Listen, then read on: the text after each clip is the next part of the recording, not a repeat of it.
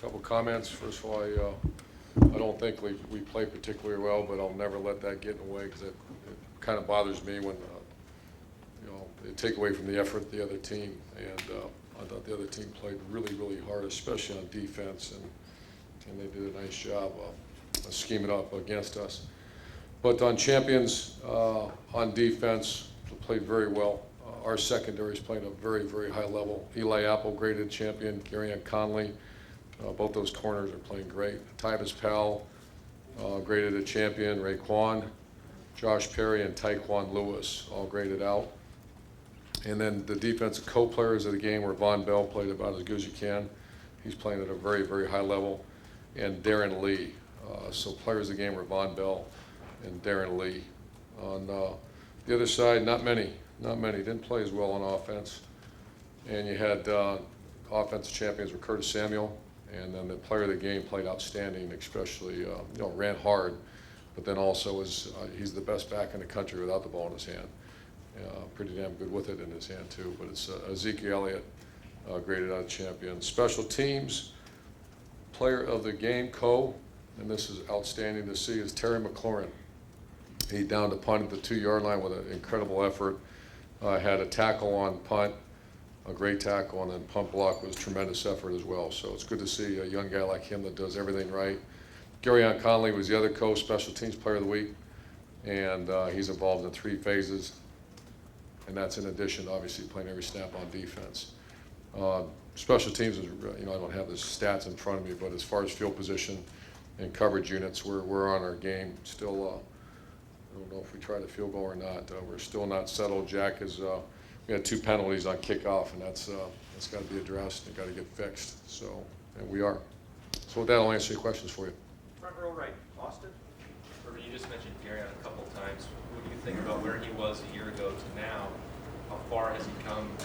Where does he rank among those most improved players you've talked about? Number 1. He's a guy that a year ago, we all saw it coming. He was just a little undersized when we first got here. And he's a guy that, it's interesting, and I made a point to our team probably about 1,000 times, but every guy that I called up that's playing well does things right on and off the field academically. And Gary Conley is just hey Gary, how's it going? It's going great, Coach. And that's a credit to the people who raised him, and it's just, and Terry McLaurin, and another guy that's coming on like wildfire is Paris Campbell. Just another guy just does right. And I'd like to think that when people say Ohio State's not just recruit good players, but we develop them. And those kids are, Garyon's playing great. When did you guys start seeing him turn the corner? Special teams a year ago, he became the Devin Smith as far as the gunner. If you remember some of the great efforts he had on kickoff and punt, and yeah, he's outstanding. He's one of our fastest players too. Nice long corner, 6 foot tall or 6'1", whatever he is. Front row middle, Dave. Coach, only 3 true freshmen have played so far. I know you guys have had 2 close games, obviously, but how many do you anticipate will play? I know you have 25 true freshmen. How many do you think will play? At this point, I always get upset about, not upset, I just you wish you could get them in there faster. Nick Connor's so close, and Baker. Justin Hilliard had a good week. Offense line, Isaiah got in. I'd say the next one, Mike Weber should be coming back this week. He'll be a guy that will probably play. Wide receiver, KJ's, we got some depth at receiver. He certainly has earned the right to mix in there a little bit, but we're not sure we're going to do that yet. He had a little injury too, but he's fine now. Yeah, just you wish you'd play more, but it's right now we got a little bit of depth. Kyle Berger, he's a redshirt freshman. What's his status? Is there a chance he might not play again, or? I don't know. He retweaked his knee. I'm going to know more now, but I don't know. Yeah, he has been practicing. Second row left, Ari. Urban, when you go to a camp like Sound Mind, Sound Body in Detroit, there's 1,000, 1,200 kids there, and there might be like 15 or 20 you guys are looking at specifically.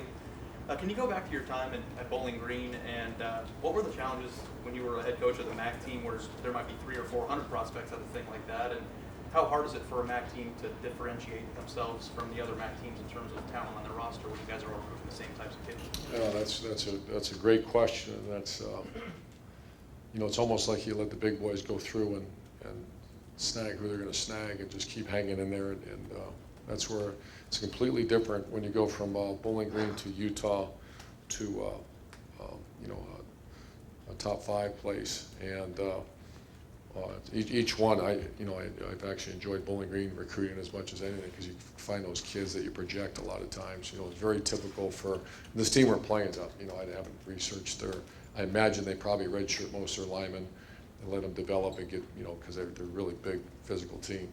And that's kind of what we did at Bowling Green. You redshirt your lineman, you go places and try to find that.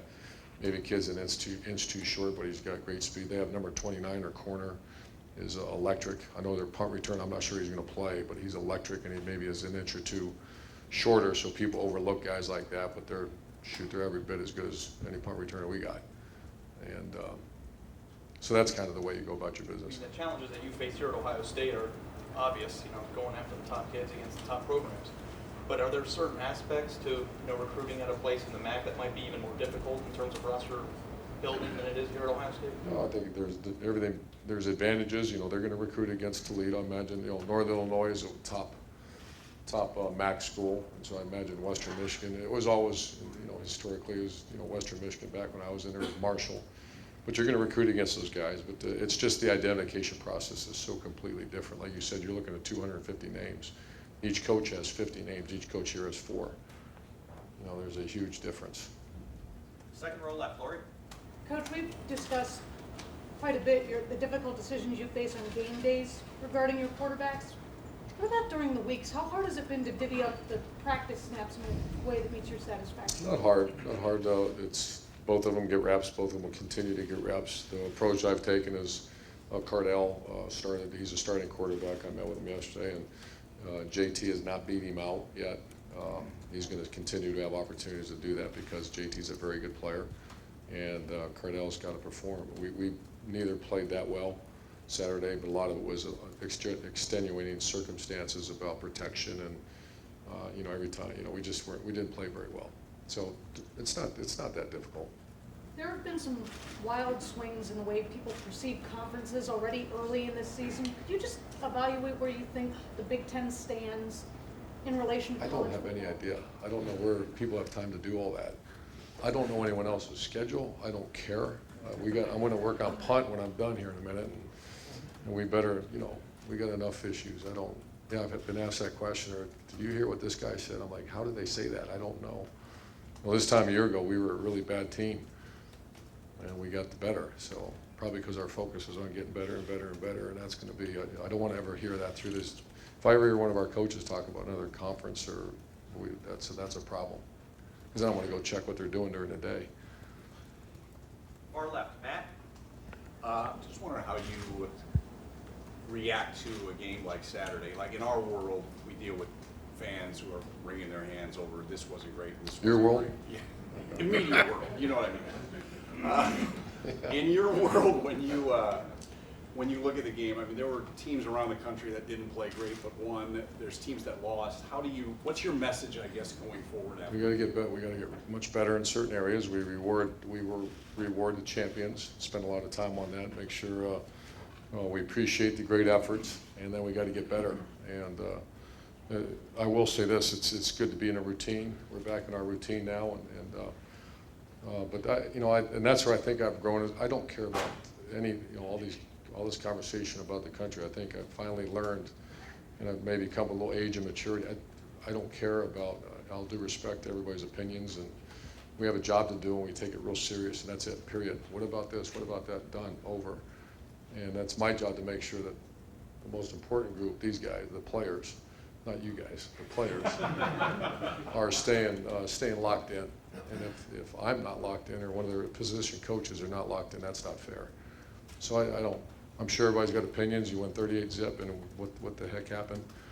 We didn't play very well, but on defense we played outstanding. Kicking game was pretty good. We had 2 penalties on kickoff. So what do? Well, we work at it. And the biggest area of concern right now is our offensive line gets given a lot of credit around here. We are an offensive line driven, absolute offensive line driven program. Our success over the last 3 years and 2 games is because of our offensive line. And with that comes a lot of responsibility. We expect them to play much better. Is that putting it all on them? No. But when we play well, I put it all on them too. So we just got to play better. And the great thing is I have an excellent line coach and excellent players, and I imagine they're going to have a great week. Staying over there to the left, Ralph. Urban, you've had a lot of success with players like Braxton before.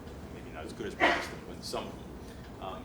Where does your philosophy come from sort of this positionless, or he's a guy who does a lot of different things, of using players in ways that maybe 10, 15, 20 years ago weren't really traditional ways of using a wide receiver or running back and sort of melding that? Where did that come from?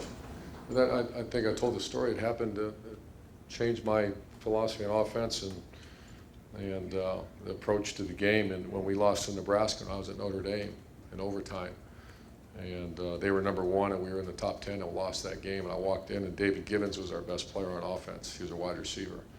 And I walked in, and he's an emotional guy, great kid, great football player. Went on to play in the NFL for a while, and he was really emotional. I said, "It's going to be okay, man. We'll bounce back." And he said, "You don't understand, Coach. I didn't touch the ball." And he wasn't saying it like some kids, "Well, I need the damn ball." Not like that. It was just he didn't feel he helped the team win. And I remember walking into the locker room and was very upset with myself that we did not get him the ball. And it's hard to get receivers the ball. If they roll up on you and double you, you can't get them the ball. It's not real hard. If you want to really give them the ball, put them behind center 5 yards and snap it to them. And that's kind of where if you look over the years, we've done that with Jalen, we've done it with Percy Harvin, done it with Braxton Miller, done it with Dontre Wilson, done it with these really good athletes that need the ball in their hand. Now the next part of that is how do you create space for them? And that's a little more complicated when people know you're not going to throw. The good thing is Braxton can't throw and will throw. So that gives you a little bit more. How soon? I imagine even when Braxton was playing quarterback, you knew he could do this role, probably, right? Oh yeah, that was our offense that 2012. Snap it down and go right, and we're going to change it up and go left a couple times. Front row right. Tim? Couple, Urban. Number one, Malik Zaire is a quarterback at Notre Dame, went down with broken ankles out for the year. You watched JT do that last year. Does that ever give you pause about running your Sure. quarterbacks? Yeah, we didn't run them yesterday, I don't think, at all, or Saturday. Absolutely it does. And you just keep track of how many. A lot of times the injuries we've had at quarterback are from the pocket. JT's wasn't last year, and Braxton's was the year, the one he hurt his shoulder. So the pocket's the most dangerous area in my mind.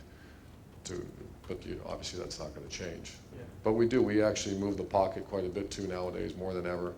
Because you expose them in the pocket more so than when you break the pocket. So those are all a lot of thoughts we have. The other thing, guys y'all are playing Saturday, they've won 11 or more games the last 5 years. They won the MAC last year.